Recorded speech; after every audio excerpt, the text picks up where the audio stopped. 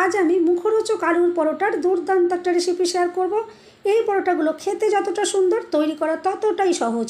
ঝটপট মাত্র 10 মিনিটের মধ্যেই তৈরি করে নিতে পারবেন। বাড়ির ছোট থেকে বড় প্রত্যেকের এটা ভীষণ পছন্দ হবে। একদিন এভাবে বানালে এরপর যখনই আলুর পরোটা তৈরি করার কথা ভাববেন, এভাবেই বানাতে ইচ্ছে করবে। সম্পূর্ণ ভিডিওটা দেখার অনুরোধ রইল। দেখে নেওয়া যাক আমার আজকের রেসিপিটা। নমস্কার বন্ধুরা, আমি পাপড়ি পদ্মাবতী কুকিং শো চ্যানেলে আপনাদের সবাইকে স্বাগত। মুখরোচক আলুর পরোটা তৈরি করার জন্য আমি প্রথমেই দেখুন এখানে নিয়ে নিয়েছি একটা পেঁয়াজ আর একটা আলু। আর যে সকল বন্ধুরা নিরামিষভাবে করতে চাইবেন, আপনারা এখানে পেঁয়াজটা বাদ দিয়ে বাদবাকি আমি যে সমস্ত উপকরণগুলো দিয়ে আলুর পরোটাটা তৈরি করব, আপনারা কিন্তু সেভাবে তৈরি করে নিতে পারেন। তাতেও কিন্তু পরোটাটা খুবই টেস্টি তৈরি হবে।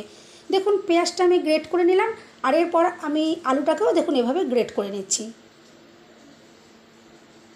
আর আজকের পরোটা কিন্তু আমি খুবই সহজভাবে দেখাবো, একদমই হ্যাঙ্গাম ছাড়া। যখন হাতে একদমই সময় থাকবে না, আপনারা বন্ধুরা এভাবে কিন্তু অতি অবশ্যই একদিন ট্রাই করে দেখবেন যে এত সহজে আলুর পরোটা তৈরি করা যায়।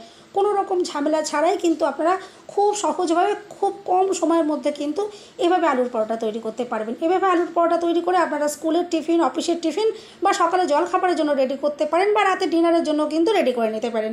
খুবই টেস্টি সুন্দর তৈরি হয়। দেখুন আমি আলুটাকেও এভাবে গ্রেট করে নিলাম। আর এরপরে আমি এখানে নিয়ে নিচ্ছি কিছুটা ময়দা। আপনারা আপনাদের প্রয়োজন মতন কম বা বেশি ময়দা নিয়ে নিতে পারেন। আর দিয়ে দিচ্ছি আমি স্বাদ মতো নুন। আপনারা চাইলে কিন্তু আটা দিয়েও করতে পারেন। আর এরপর আমি এখানে দিয়ে দিচ্ছি 1 চামচ জোয়ান। এতে কিন্তু পরোটার ফ্লেভারটা ভীষণ সুন্দর আসবে। আর দিয়ে দিচ্ছি 1 চামচ চিলি ফ্লেক্স। আপনার ঘরে যদি চিলি ফ্লেক্স না থাকে, তার বদলে এখানে লঙ্কার গুঁড়ো ব্যবহার করতে পারেন, বা কাঁচা লঙ্কারও কুচি করে দিতে পারেন। এরপর দেখুন শুকনো উপকরণ আমি এভাবে একটু ভালো করে মিশিয়ে নিলাম। আর এরপরে যে গ্রেট করে রেখেছিলাম আলুটা, আমি দেখুন গ্রেট করা আলুটা এভাবে দিয়ে দিচ্ছি। আর যে আমি পেঁয়াজটা গ্রেট করে রেখেছি সেটাও কিন্তু দেখুন আমি এখন দিয়ে দেব।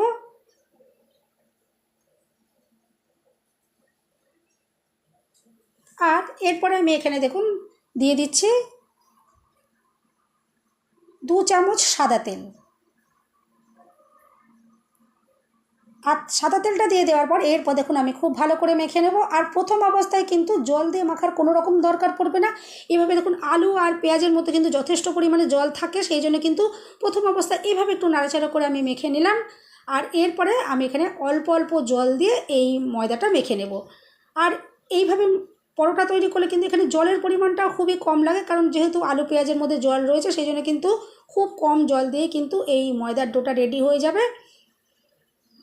আর নর্মাল আমরা যেরকম লুচি বা পরোটার ডো রেডি করি, ঠিক সেরকমই একটা ডো কিন্তু এখানে রেডি করে নিতে হবে। দেখুন আমি এভাবে মেখে নিচ্ছি। আর অল্প অল্প করে জল দিয়ে কিন্তু মেখে নেবেন, জল যেন বেশি না হয়ে যায়। আর এভাবে যদি আপনারা পরোটা তৈরি করেন, তাহলে কিন্তু দেখুন আলু সেদ্ধ করার কোনো রকম এখানে ঝামেলা থাকছে না। সেই জন্য কিন্তু এই পরোটাটা তৈরি করতে কিন্তু খুবই কম সময় লাগবে। ভীষণই ঝটপট এই পরোটাটা। যখনই আলুর পরোটা খেতে ইচ্ছে করবে, ঠিক এভাবে করে বানিয়ে নেবেন। দেখুন আমি পরোটার জন্য ময়দার ডোটা এভাবে রেডি করে নিলাম। আর ঠিক কতটা যে নরম করে মেখেছি আপনারা দেখে বুঝতেই পারছেন। ঠিক এরকম একটা সফট ডো রেডি করে নিতে হবে। এরপর দেখুন আমি এখান থেকে লেচি তৈরি করে নিচ্ছি। আপনারা যেরকম সাইজের পরোটা পছন্দ করবেন, ঠিক সেরকম পরোটার লেচিটা রেডি করে নেবেন।